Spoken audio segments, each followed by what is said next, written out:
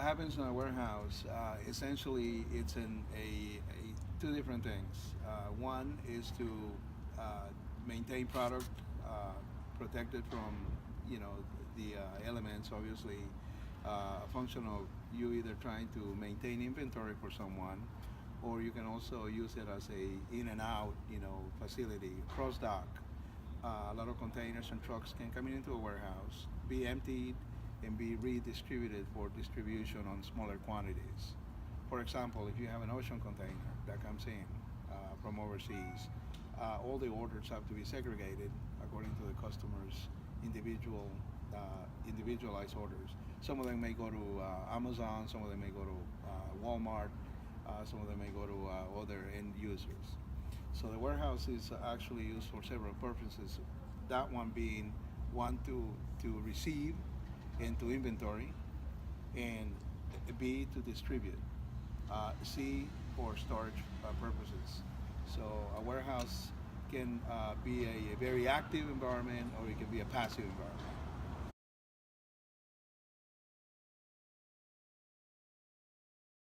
Finished goods, raw materials, um, um, perishables, pharmaceuticals.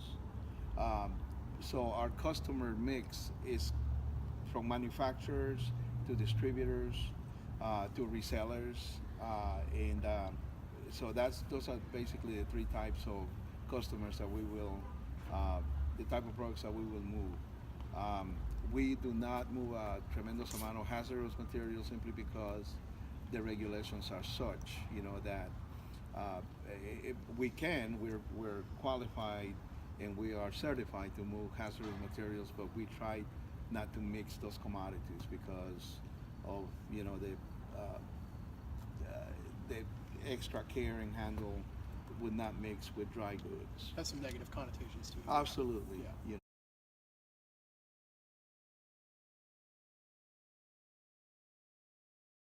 The automation of the documentation process has really helped us tremendously.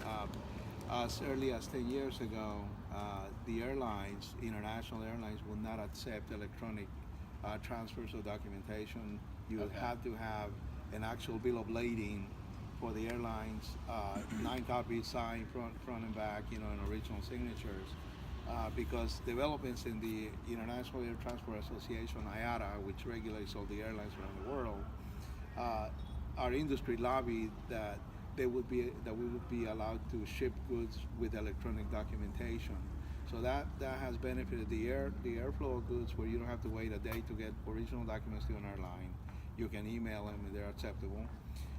With ocean bill of ladings, you can also do express release, which you can basically provide an electronic bill of lading for an ocean container, and it's called an express release. So instead of me having to courier FedEx or DHL something to Asia, I can automatically just email it, and they'll produce it exactly on the other end with my letterhead, and they can actually sign it for me as my agents, and that facilitates the release of cargo prior to it arriving at destination.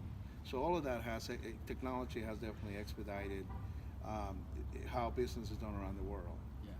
So So your industry's changed a lot over the last 15 years. I've been in it for 33 years, and you can bet that the way we used to do business 35 years ago, we have almost triple the efficiency, and have cut the time by about the same in actually getting goods in import export, and even in the U.S., Mexico, and Canada.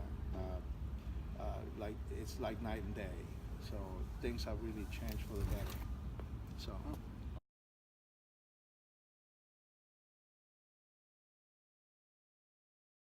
The airline industry is a lot more exciting, and a lot more the cargo industry, air cargo, a lot more challenging, because you really know what you have to know what you're doing. You can't just say, oh, I'll ship it FedEx. You just can't do that. They won't even take your freight unless you are a known shipper.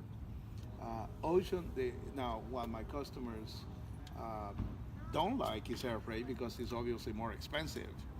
Yeah. Shipping something overnight with one of the cargo companies is going to be 3 times as much as putting on a truck. So my favorite part of the business is the air cargo, the air freight part, because I was trained in that first. My second favorite would be ocean because it also has its challenges, knowing the regulations all over the world, export, what the ports required, what the transit times over water. My least favorite would be the domestic less than truckload, the LTL, the all the trucks that you see, FedEx trucks, AAA Cooper. There's like 500 different companies, and because you don't have any control, you give your less than a truckload shipment, a pallet of freight from warehouse A to warehouse B. You have no control on that. Once it gets on a truck, it's touched about 6 to 10 times before it gets from here to California.